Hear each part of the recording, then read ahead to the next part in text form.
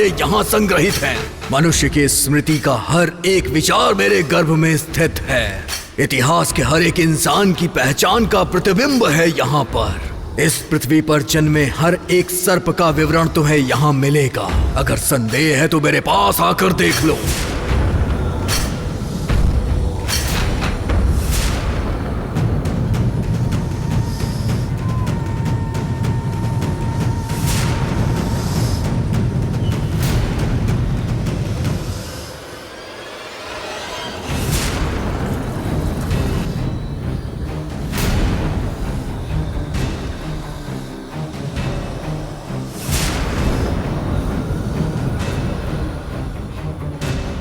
तो क्या मेरे प्रश्नों का उत्तर मिलेगा? बिल्कुल मिलेगा, लेकिन एक शर्त है।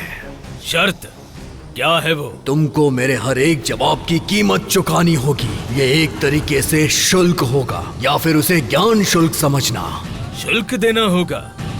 ठीक है, बताओ क्या चाहिए तुम्हें? वो तो तुम्हारे प्रश्न पर निर्भर करता है। तुम अपना प्रश्न मुझसे पूछो, तब मैं उसका शुल्क तुम्हें बताऊंगा। उसे चुकाने के बाद ही तुम्हें प्रश्न का उत्तर मिलेगा।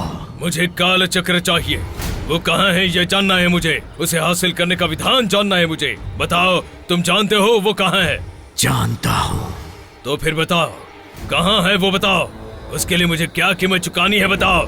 वो चुकाने के लिए मैं पूरी तरह तैयार हूँ। तुम्हें जो पसंद है वो मुझे देना पड़ेगा। मेरी पसंदीदा चीज?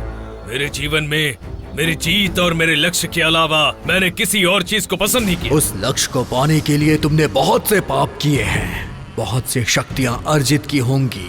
ठीक है, तुम्हारी अर्जित की हुई शक्तियों में से आधी शक्ति मुझे दे दो। आधी शक्तियाँ? अष्टा, अब तुम ज्यादा सोच विचार मत करो। दे दो उसे। शक्तियां फिर से अर्जित की जा सकती हैं। अगर काल चक्र मिल गया तो पूरी धरती हमारी मुट्ठी में होगी।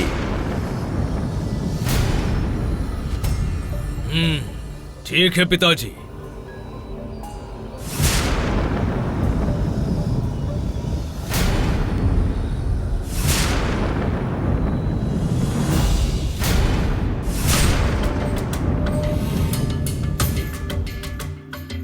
गुरुजी, पूजा की सारी तैयारी हो चुकी है।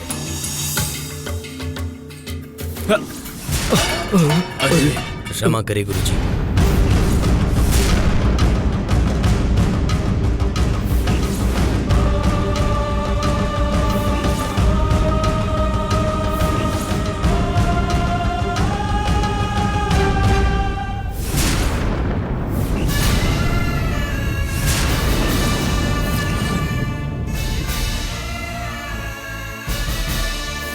राममूर्ति जी, ये आने वाले संकट की सूचना है।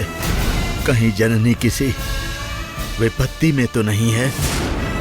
उस दिन, पूर्णिमा के दिन, उसके नाम की पूजा होनी चाहिए थी। क्या उसके पूजा में कोई बाधा आ गई है? अगर ऐसा कुछ हुआ है तो उसकी जान खतरे में है। हे प्रभु, मेरी बच्ची की रक्षा करना प्रभु।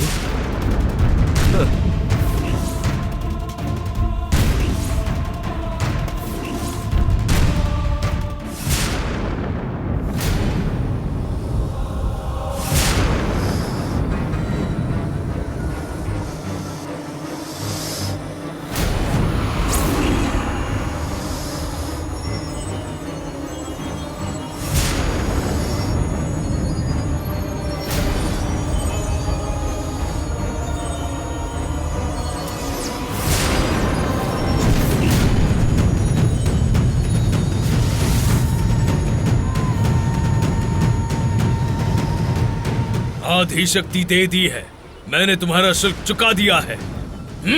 अब बताओ कहाँ है वो काल चक्र?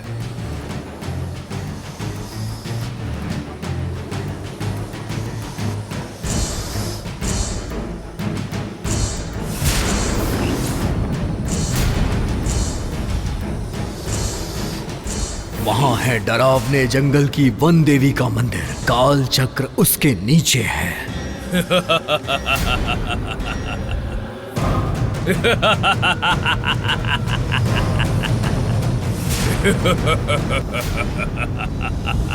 नीली, लगता है उस जननी के घर वालों को अभी मेरे बारे में कुछ पता नहीं है।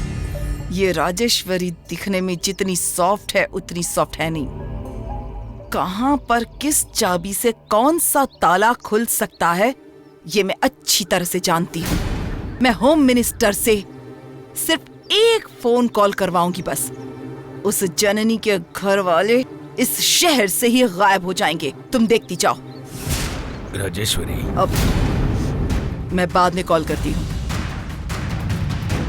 तुम जननी के घर गई थी? मैं तुमसे कुछ पूछ रहा हूँ। तुमने जननी के घर जाकर तमाशा क्यों किया? हाँ, मैं गई थी। क्या कर लेंगे आप?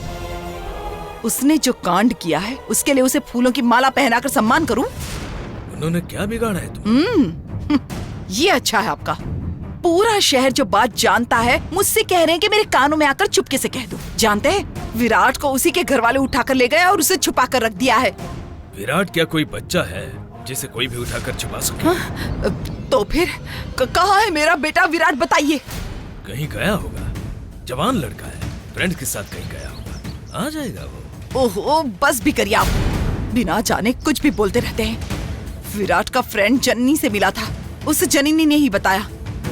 विराट उस दिन पहाड़ वाले मंदिर पर गया था। क्या कहा? पहाड़ वाले मंदिर पर गया? हाँ, वो पहाड़ वाले मंदिर को नहीं गया था, बल्कि छुपकर उस जननी से मिलने के लिए गया था। फिर उसके घर वालों ने हमारे विराट को किडनैप कर लिया होगा। ये क्या कही जा रही है राजेश्वरी? भला पुरुषोत्तम जी हमारे विराट को किडनैप करेंगे? पुरुषोत्तम मेरे बहुत करीबी दोस्त हैं। उनके फ्रेंड के बेटे को वो कभी किडनैप नहीं कर सकते। ये मुमकिन ही नहीं है। चुप रहिए आप। उस पुरुषोत्तम ने आपसे इसलिए दोस्ती की ताकि वो हमारे विराट को आसानी से पा सके। उस जननी को आगे रखकर उन लोगों ने कैसे कैसे खेल खेले ये शायद आप नहीं जानते, लेकिन इस राजेश्वरी को सब पता है।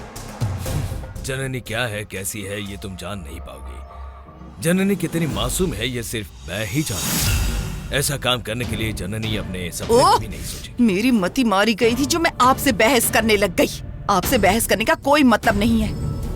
मैं आपके आगे हाथ जोड़ती हूँ, इस बात से आप दूर ही रहिए, क्योंकि ये मेरे बेटे विराट की बात है।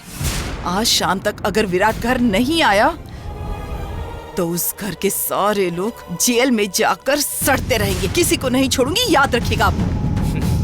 अकल के अंधे को पूरी दुनिया पूरी काली दिखाई देती है। राजेश्वरी, मेरी बात जरा सुनो। प्लीज।